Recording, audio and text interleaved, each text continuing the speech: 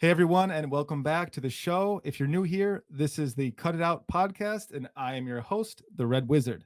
This is a collage and paper craft chat show, and I get to talk to my favorite artists from all around the globe. Today's guest is Mary McCleary. Mary is a mixed media artist based in Nacogdoches, Texas. I hope I said that right. And she taught fine art at the university level for over 30 years.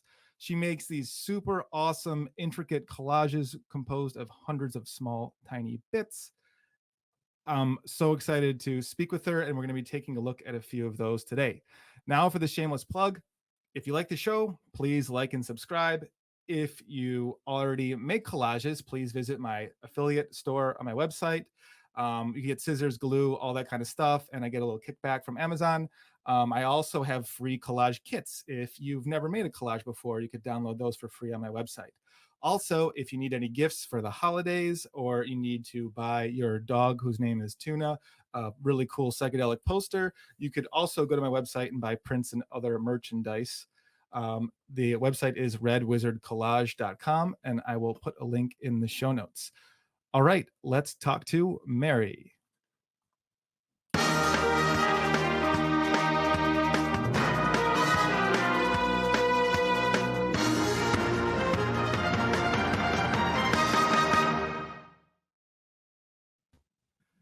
Hi, Mary. How are you? Hey, David. Hello from Texas.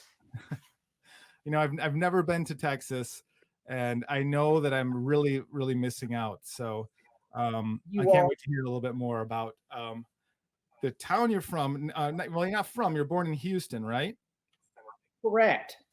Yes, I came to Nacogdoches in 1975. It was my first job out of graduate school. Thought I'd be here a couple of years, get it on my resume, and move to New York or at least Dallas or someplace. And ended up meeting my husband here. And he's an architect. I always kind of thought I'd marry an architect. Didn't think I'd find that architect here in Nacogdoches. But anyway, I've been here now since 1975, which is kind of amazing to think about. So you both must pay a lot of attention to detail. I got my training in architecture, and I know that it's a tedious bunch we are. We do. It's kind of a dangerous combination. Now, forgive me for saying, but I'm just going to go right ahead and say it. You occupy a special tier of collage artists or mixed media artists because Lance Letcher recommended I speak to you when I spoke with him a month ago. You're both collage artists, and you and I are educators, so I think that's why he wanted us to chat. And now, weren't you recently considered, or didn't the state legislature say that you were like the best two-dimensional artist in the entire state of Texas? Is that a real thing? That's a real thing. That was a wonderful honor that happened a couple of years ago. The state legislature names a Texas Artist of the Year, a 2D artist, and a 3D artist each year. And it's at the same time they name their poet laureate. So apparently, from what I understand, the state named poet laureates for years and then decided to add musicians and 3D artists, 2D artists, and so it just enlarged the honor. And it was wonderful. It was so much fun to go to the legislature and watch them in action. And that was a great experience and a wonderful honor. So do they give you like not a key to the city, but a key to all the art galleries, or what are some of the what are some of the perks? There's stuff in an envelope, and I don't think I ever got around to opening it. I think that it's just a certificate or something you could frame if you had that kind of an office. But it's the legislature actually has the Texas State Commission for the Arts in charge of it, and so they accept nominations from various people, and then they have a secret group of arts professionals that choose those that will be honored. So I'm not exactly sure of the process, but I've been told that they're well-known people in the arts that do that. So the legislature, they just sort of okay what the art experts have to say. So speaking of art experts, you taught at the university level in Nacogdoches and one or two other places for over 30 years. What did you teach? I was head of the design department and taught 2D design for the entire time. I taught painting. I taught collage class occasionally. I taught drawing sometimes, and I very often did the graduate seminar classes, which I loved a lot because you can deal with content in more depth when you're dealing with grad students. So that was fun. I always enjoyed that, and I miss in some ways teaching, and yet in some ways I'm still teaching because I do it on Facebook. Oh, awesome. What do you do on Facebook? Yep. I share with my students. I was always sharing imagery and trying to expose them to all different kinds of art and all kinds of visual expression, and trying to also expose them to areas in the liberal arts that they might not have been exposed to in school. And I'm still doing that on Facebook. I can't help myself. I guess I'm just a natural teacher. One thing I think is always a little shocking to freshman art students is just how rigorous some of those 2D art classes can be. We think of being an artist as being, kind of loosey-goosey and getting to do what we want, and living like Jack Kerouac on the road or something. But when you get to the university level and you take 2D class and you take some drawing classes, you find out that you might have 4 to 8 hours of homework every week just for that one class on top of studio time, right? Yep. Yeah, and I always gave a lot. I was a very demanding teacher, but I thought that was my students deserved that. I also, in my design class, taught them how to do formal analysis of paintings and had them write long essays on that sort of thing. They were just horrible to grade. They took so much time, but I wanted them to learn to write at the same time that they were trying to do art and design. That's probably an old-fashioned thing. I don't think people know how to even write at all anymore, or so many of the students I see don't know much, but I always expected that of them. Right. Needless to say, I think writing is huge. And one thing I'm trying to do for myself is read more of the writings of artists, not writing about artists, but the actual writings of the artists. And one that I'm a kind of tome I'm in the middle of right now is Mind's Eye by Bridget Riley. Wow. And she's brilliant. I could tell just from looking at her work, but one crazy connection I did not know, and I'm gonna butcher another name today, is she was heavily influenced by very deliberately studying and mimicking Surreal, the pointillist artist. Yeah, and I didn't. I couldn't make the connection, and as I'm looking at it, I probably read 2 essays about her studying Surreal. Am I saying that right? Surreal? Yeah, I think so. And it all started to click because if you zoom in real close on that pointillism, that Seurat picture, he has lots of dots of color on top of other dots of color, and they interact. They make the eye move. They kind of create illusion or other colors. And Bridget Riley's work, that op art, is a very similar thing. It just does not look like it at all. But so that's what I'm trying to get at is there's a ton of value of really forcing yourself to go down really deep and just absolutely take another artist's work apart and learn everything you can from it. So I'm sure your students are all the better for those essays that you made them write. Absolutely. Yep, I'm in total agreement. So now you mentioned that you got a letter or an envelope for the from the state legislature declaring you the 2D Artist of the Year. Now, I'm picturing this found object in your house, this envelope, and it's got me thinking about, well, maybe you didn't read it, but is there a chance that it wound up cut up in one of your mixed media pieces? I want to show the I want to show the crowd this one. This is I'm sorry, could you tell me the name of this one again? It's called Fiat Lux, Fiat, and then Lux, which is Latin for "Let there be light." Interesting. And do you want to hear a little bit about it? I would. What do you want? Tell me what you want. Sure. So, well, for people who are just listening, Well, we're looking at a. it- You want to just explain what it looks like first, and then we could get into. I'd love to hear about your methodology because you're the first artist I've had in here that really kind of makes figurative work using tons and tons of tiny bits of collage material. So, correct, correct. So we were broken up and I didn't hear you that well. So you want me to talk about the technique or the content or which area? um, why don't we talk about your technique because there's a lot going on here. Okay. And it's beautiful. There's a lot going on. So this collage is about 30 something tall by about 45 inches wide.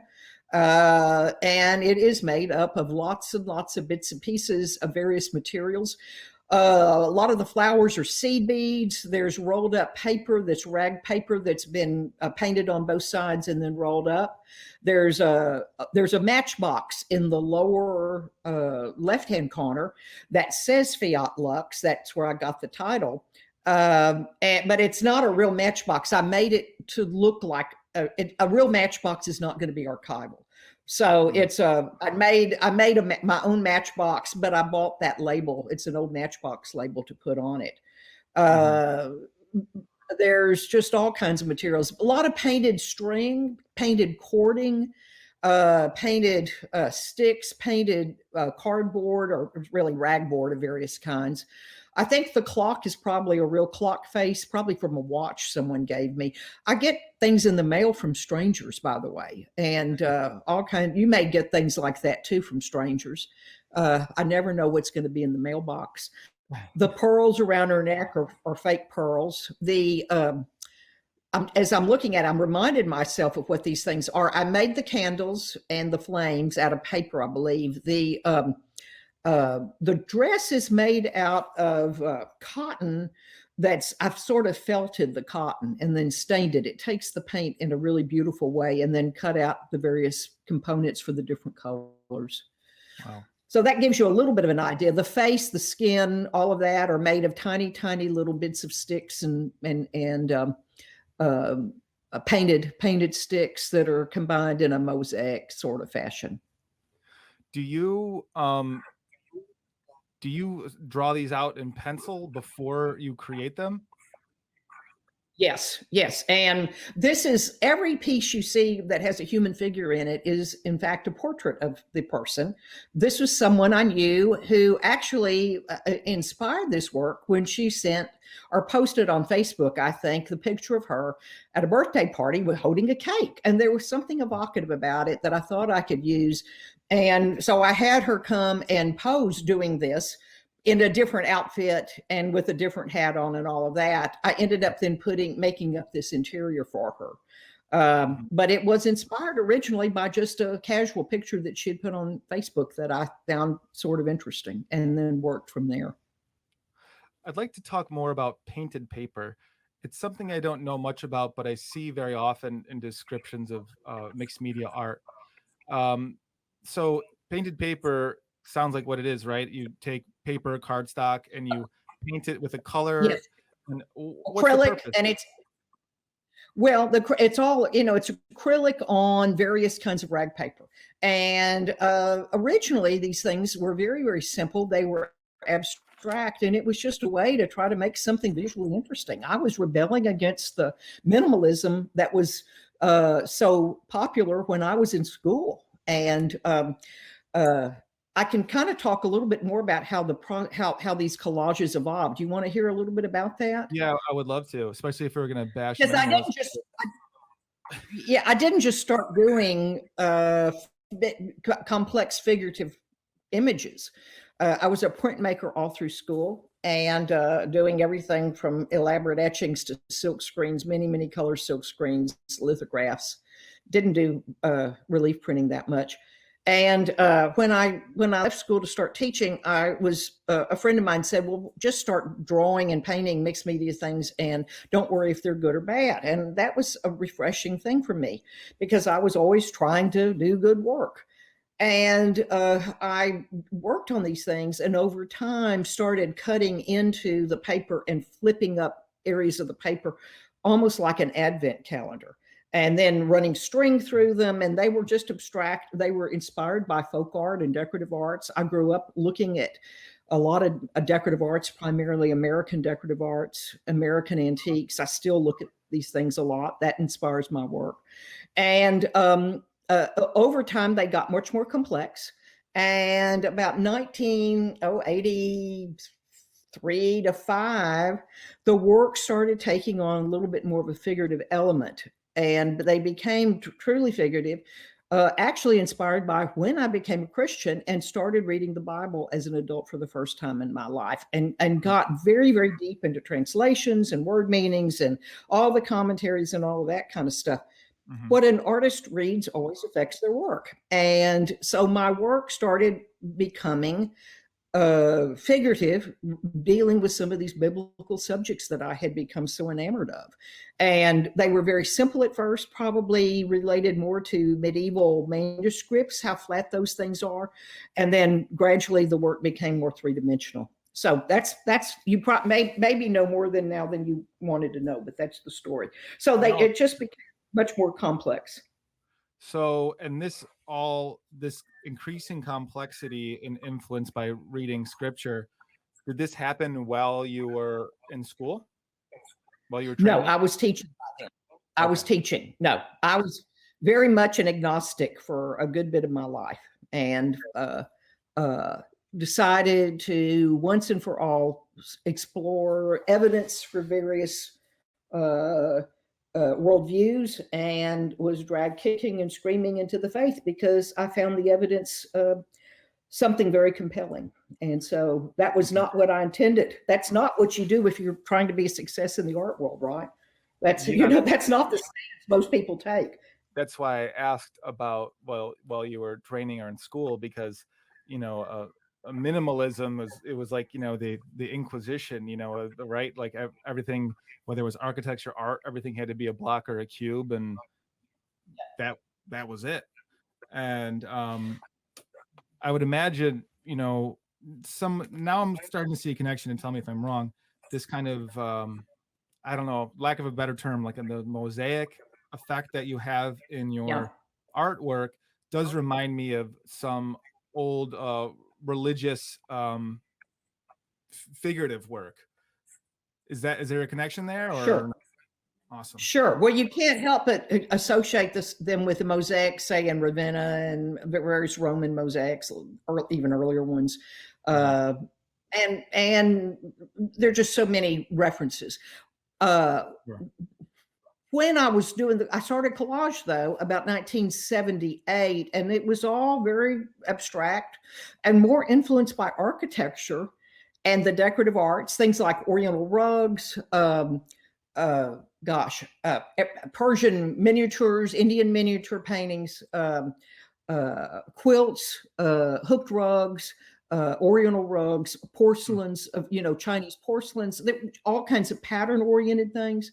What I found and how that work came about was that I discovered that if I had a choice at that time between going to an art museum and looking at, say, a minimalist show or many other kinds of shows, or going to a really good antique show and looking at really, really fine American or English or French or Italian or whatever decorative arts, I was choosing decorative arts because it gave me more to look at. And so I started thinking I need to get the visual stimulation into my work so that people, when they come to it, won't just be there for 2 seconds and then move on to the next thing, but maybe will give me 5 seconds of their time.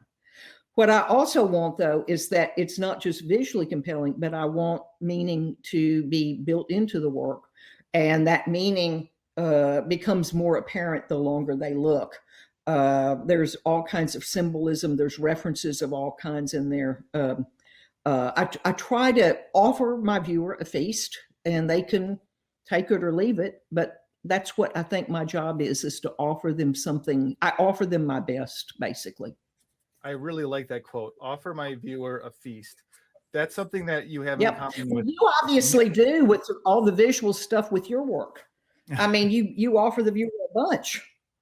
I do, but I haven't walked the plank yet when it comes to spending, months or weeks just cutting materials like it seems that, or collecting like it seems that you and Lance do. And I wanted to share a Lance quote because Lance said, I can't remember how long he timed each visitor, but he said like each of his visitors who look at his work like stops and looks at his work for an average of like 38 seconds or something like that. It might be longer, shorter. I can't remember what he said. And the way he put it was, I have that person's eyes for that time. So to put it maybe in your terms, like, well, Lance is one of my favorite artists. I love his work. I'm such a fan. I'm a longtime fan of his work. And I've put him in shows I've curated, and we've participated in shows together. So it's fun that he introduced us.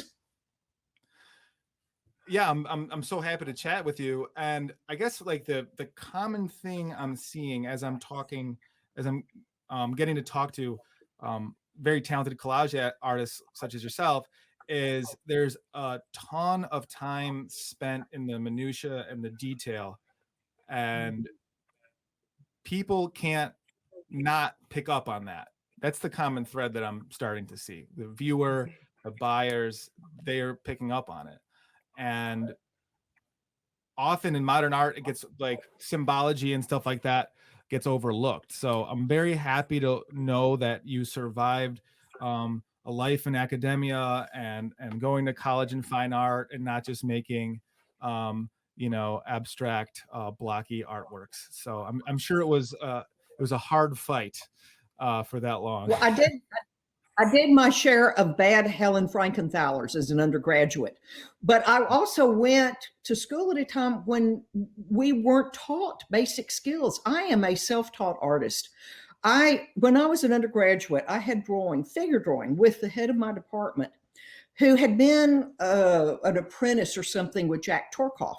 I don't know if you know that work. He was sort of a second-tier abstract expressionist. And the head of my department told me in a life drawing class, and I will never forget his words, that I would never need to know how to draw the figure, that art had evolved to such an extent that no one would draw the figure again. Mm-hmm. Now, isn't that interesting that was the stance?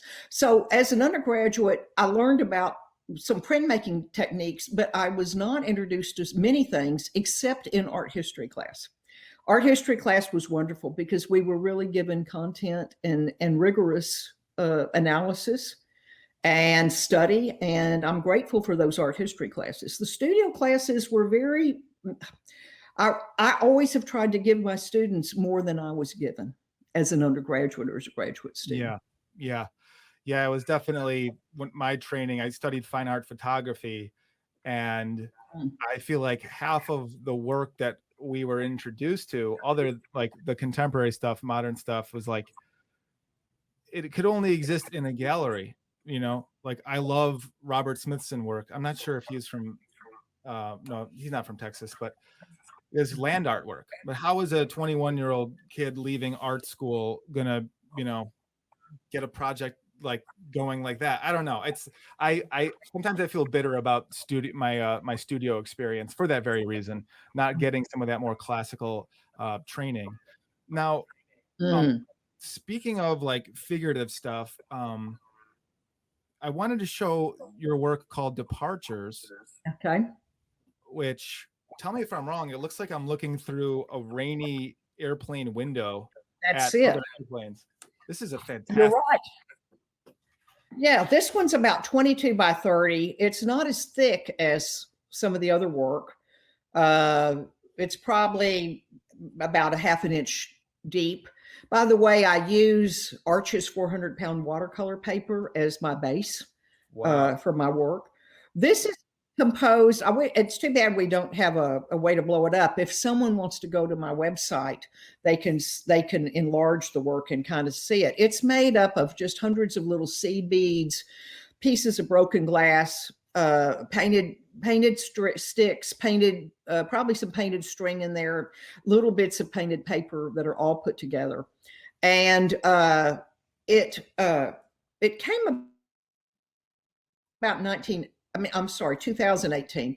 And I had been losing a lot of people in my life, family members and friends. And I got the idea for this at the end of that year because I was wondering who will be next, who will I lose next? And so ended up finding, sort of making this as the planes about to depart as a metaphor for that personal experience. The rain on the windows obviously connects with the idea of tears. And so it's a different kind of a piece. I find my works going in really two different directions here simultaneously, and I like to kind of switch off from piece to piece as to which method I use. I have the piece where figurative works like you saw just then with Beat Lux with the girl with the cake, but then this piece is a little more, gosh, I hate to use the word impressionistic, but I think it's a good word for that. Sort of more photo-based, more obviously photo-based, and just playing with really how far I can take the collage imagery and do something a little more atmospheric with it. This reminds me of like Chuck Close's process, where you have a photorealistic work from very far away. Yep. This would look like a photograph, and as you get closer, you realize it's made up of small, like geometric bits. Yes, but they're just random pieces of things. And like for the sky, a lot of that are little triangles. The triangle shapes, the random triangles seem to work better in sometimes rectangles work. It just depends. But the triangles somehow go back and become the object a little better than a rectilinear piece does, if that makes any sense. But so how does the Arches paper hold on to all this stuff? Well, it does. And I use, jade or some different kind of archival glues. They come with different brand names. And I hope the glues last. You're told they do. You have to trust the scientists that create them. Mm-hmm. I mean, I live in fear that, 20 years from now that all these little bits and pieces will be at the bottom of a frame that the glue didn't hold. But I just got to trust the manufacturers and hope they know what they're doing. Well, and by then there'll be interns at the gallery or something like that, and they'll glue it back together for you. It's beautiful work. And one thing I wanted to, share, with our listeners is, to me, most collage artists are beholden to the source materials that they find and they use. But because you use very small things, you're kind of opened up things for yourself, and you can make art about whatever you want. It's really quite extraordinary that you're able to make your artwork out of all these things, but you're able to completely make your own image, your own story, all from these tiny things. I don't know. It's something that I've never considered doing or even thought was possible. And some of your materials kind of tell their own stories, in my opinion. For example, this piece called Telling the Bees. Mm-hmm. Yeah. Is this made out of like fabric and yarn and stuff like that? Well, there's no yarn, but I do collect different kinds of, as I said, cording that's used for upholstery, different sizes of cording.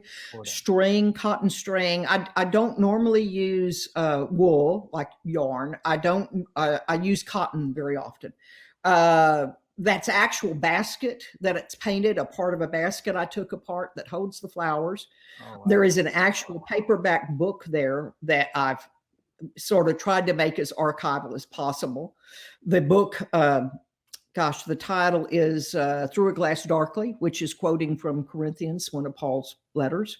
The fabric is made up of bits and pieces of painted paper, but also acrylic that I push through little tiny tubes and can kind of draw almost with the line of acrylic coming out of the paint tube, and I build that up. The flowers are a mix, some things I made, but also some things I buy. I'm always on the lookout at flea markets and antique malls for beaded flowers, and I've collected quite a number of them, and it's fun to use these. There's probably some even 1960s enamel flower pins on there. There's just a whole array of various flower sorts of things. So they're fun things for the viewer to find. And yeah, that's no, sorry, I interrupted you. The ability for the viewer to find tiny items, some things that are totally unique, some things that are mass produced. There's something very special to me where you could look and say, oh man, my grandmother had that pin, or I remember that book of matches at my dad's house. There's that's a very unique effect that you don't often see in artwork, where it's almost like you have someone else's keepsake adorning your work. It's really neat. Thank you. How long? Thank you. I love Dutch flower painting, and even as a child, if I saw something I liked in a museum, I would try to make my own version of it. So in a way, since I can't afford any of the great Dutch flower painters, I do my own. So not as good as theirs, but it's a gesture toward that. It's a whole other sort of a thing, of course. Yeah, I learned a lot from copying other artists. I feel like you don't really see a work until you draw it. Right now, I'm copying my favorite comic book artist because that's the medium I'm working with right now. I'm making 7-foot-tall comic book monsters, and I knew in my heart that I needed to learn more and almost take a break from my own work. So I've been I've been copying 1960s illustrations of like the Fantastic Four. Right now I'm copying works from a 2001 comic book from like 1972. Wow. That's fun. Just to be able to see it, like this is just a single ray gun. Like this ray gun was probably only the size of a postage stamp, but I absolutely loved this ray gun. I'm actually getting ready to try paper cutting it. I'm gonna X-Acto cut through this. So I don't know. It's just copying artist. I think is a really great tool for anybody. If you consider someone a master or you really love their work, copying it will really help you see it 10 times better than you have before. Well, artists have been doing that for 100 years. Many hundreds of years. I'm sorry, really many hundreds of years. You go through art history, you see this all the time.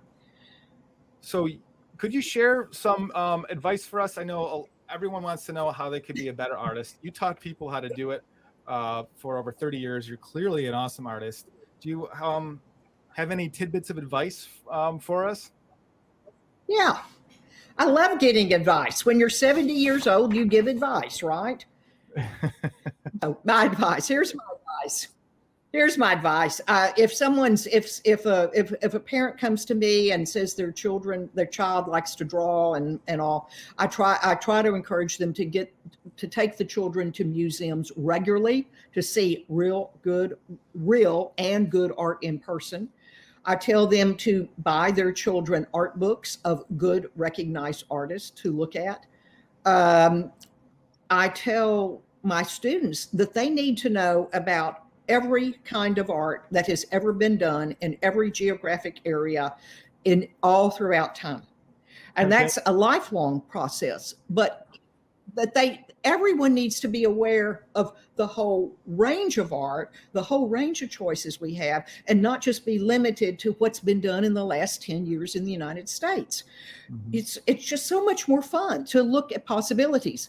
And I encourage them not just to look at the visual arts, 2D or 3D art, but to look at architecture, to be very familiar with the history of architecture, the history of film, decorative arts of all kinds and craft areas. I think your world is enlarged the more of these things you know. I also think a really solid liberal arts education is a huge thing for any artist. And I'm thinking in terms of a classical liberal arts education with great books, because what I find very often is that the young people I know have no idea how to deal with content. It's always about just personal experience, or some recent political trend. And I like art that reaches beyond that and is truly inclusive, that art is bridge building, not just limited, bridge building to all people in some way or form. And I think that the liberal arts open those things up to us and help us think about content. So that all of this goes without saying, that to try to get as much technical skill as you can. I don't always see that in universities these days. Theory is considered much more important than any kind of technical skill with how to use materials. And I'm old fashioned. And again, would want a young person to have a better education than I did on all those things. Mm-hmm. I'm 36 years old, and only until maybe 2 years ago did I realize that if you can write and you can draw, you could literally make anything, your own worlds, your own places, your own stories, your own demons, gods, like heroes, literally whatever. And yeah, oftentimes in art education, it's like not what people are learning how to do. And we've lost a lot.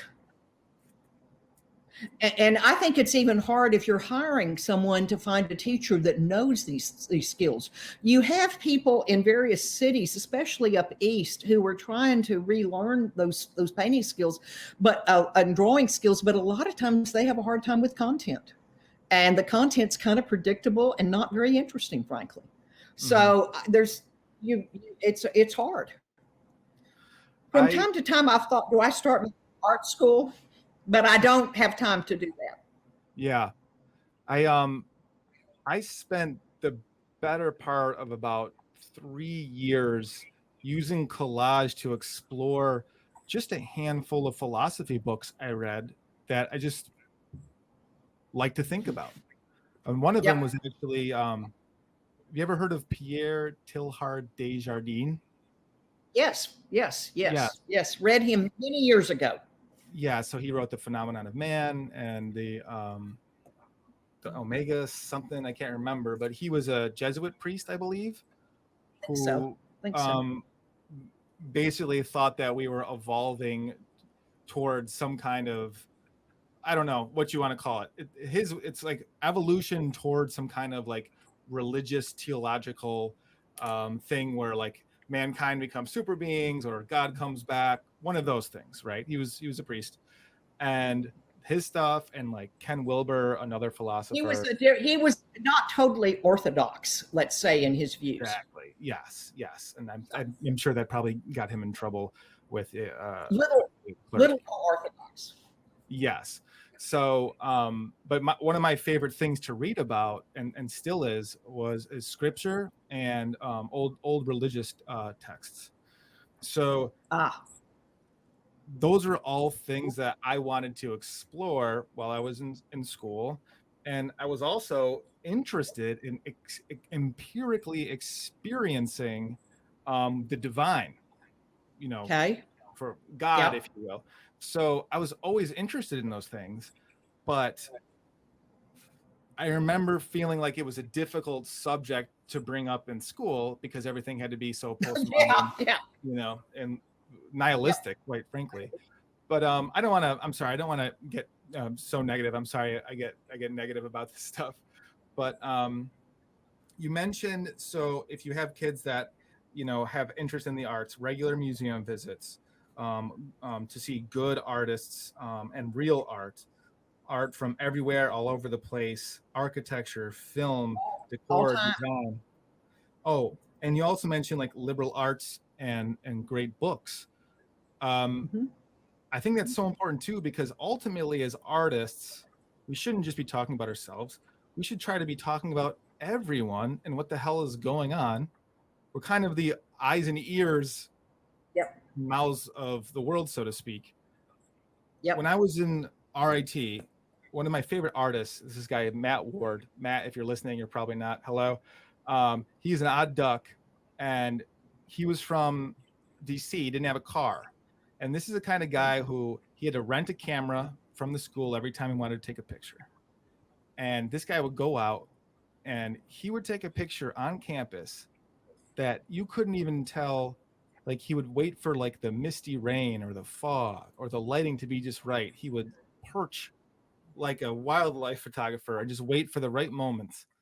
And somebody asked him in my studio class, very patronizingly, what do you think an artist is, Matt?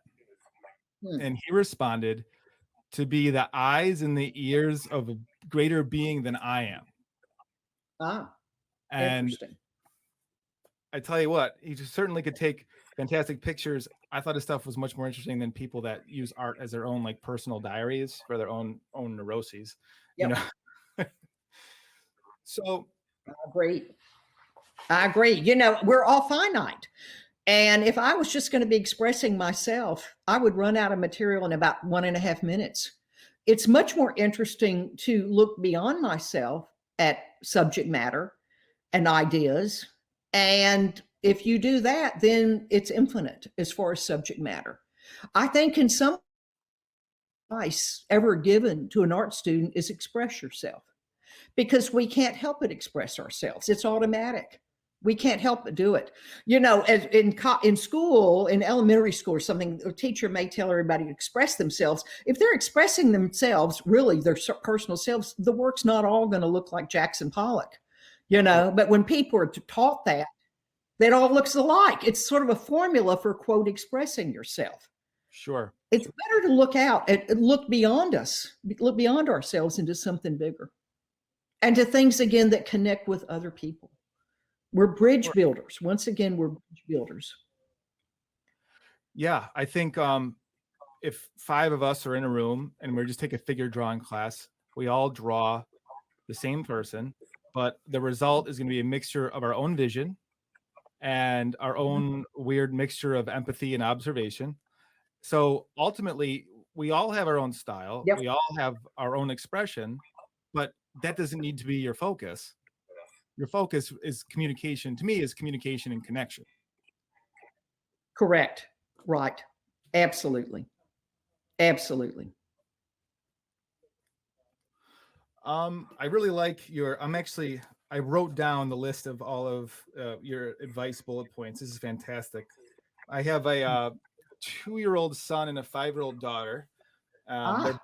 They're both like to draw, and right now my son David, he draws like 5 or 6 kitchen blenders a day. He goes right up to the sketchbook and he'll draw Wow. this blender. He draws blenders. It's his No, that's favorite in great. the world right now. So I'm saving these blenders. I love it. I suspect you're a good influence at home. Oh, I try to be. We have a scheduled art time now, right before dinner. I'm interested to know, what do you think? What do you consider to be a great book? You mentioned great books. Well, I'm a poetry fan. I've learned to enjoy poetry, and I can sort of get a hit really quickly. You know, I'm in the studio a lot, so I don't really have. I read a lot of nonfiction. I don't read much fiction. But I love poetry, and especially the great English poets predominantly. And I'm thinking in terms of Eliot. Yes, Eliot. I'm in love with him. I'm still in love with Auden, and just the whole range. And I'm constantly discovering new poets I like, and it is unending. There's so much out there, and that's what I love right now. But I read history. I've always read history. Philosophy, I do a lot of theology. I read the Bible a lot. That's never ending. There's so much there. Do you have? I recommend that for anybody that. Do you have a favorite translation? Do you have a favorite translation of the Bible? Oh gosh, it depends. If I'm teaching a Sunday school class, I will look at various translations and even do word studies. I just for day to day, I'll do NIV, New International Version. But it just depends. But, I was challenged a number of years ago by an art historian who ended up going to New York and being a curator at the Hispanic Museum there for years and years and years. And he challenged me he said, have you ever read the Bible all the way through for the entire thing, Genesis to Revelation? And I hadn't. And he said, well, every well-educated person needs to do this. And so I took him up on that challenge, and because I had such great respect for this guy. And I didn't like everything I read, but that doesn't matter. You don't always like what you read in any area. Sure. And it was a life-changing thing, along with looking for evidence of the reliability of the manuscripts and archaeology, and just going through all this whole thing with evidence. I had to be convinced it was reliable. Are you familiar with Alan Moore? He's a graphic novelist. He wrote like the Watchmen. It's a graphic novel. I don't think so. It's basically a big comic. He's a Britishman. It's basically a really big comic. Time magazine considered to be one of the most 100 best novels of all time. And Alan Moore, just some words of his very much influenced professional artists of mine. Their project is called Coral Morphologic. They're based in Miami. They take nano photography of corals that they like go out and harvest. They scuba dive. They get these corals. They bring them into a lab. They take like super high res photographs of them, and they like project them on the city walls of Miami. And so they got me on this Alan Moore kick. And the reason why I want to bring up Alan Moore and scripture is Alan Moore is a practicing ceremonial magician. Or I don't know if the magician is the right word. He practices magic in like the old, not the theatric magic, but magic. And it's a very compelling argument for the power of poetry and writing, where he basically, in his opinion, poetry and writing and drawing is some of the first instances of magic being a very like archaic version of religious and magical thought.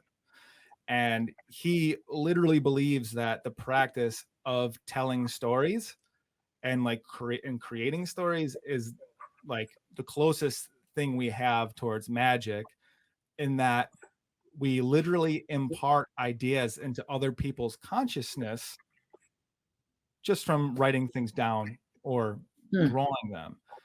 And all of that starts to compress down where into things like whether it's religion, myth of old ages, stuff like that. These are stories, whether real or not, that literally like program us and like are the stories that we all like live on or with. Basically, like I do think it's important for people to read not just the Bible, but scripture from all over the world, because like it's like the DNA of people's perspective. It's the DNA of people's viewpoints. It's I highly recommend. Interesting. Yeah, I think everybody needs to read all these various sacred writings. I certainly did myself. But you have to look at where they come from. You have to look at, there's so many factors to look at. They're not all equal. Yeah. It's just slow. Yeah. Yeah. So Mary, thank you so much for chatting. I feel like we covered all of our questions, and I just want to double check, because sometimes I really kick myself when I don't ask some questions I really wanted to ask. Let's see. Yeah, I think we covered almost anything. Do you have anything else? There's a website. You can mention the website, www.marymccleary.com, if anybody wants to see more examples of my work. It hasn't been updated in a year. I've been working instead of doing my updates, but the website looks great. I don't think it needs any work. It looks fantastic. Thank you. Well, there's newer work that's not on their resume, needs updating, etc. So, and links, and I'll put this link on here when I get on there when I get it. So awesome. That will be fun to share. And David, you're just so nice to invite me on your program. Thank you so much. This was fun to get to know you better. I'm very honored for you to join me in conversation because I learned a lot, and your artwork is super inspiring. Talking to you and talking to Lance has made me like realize that I should spend more time like just getting down into the minutia and like cut, and let people get lost in the work. You mentioned in the show, you said offer my viewer a feast, and that's one of my biggest takeaways, and I think a lot of us can learn from that advice. Thank you so much. Thank you so much, David. Thank you.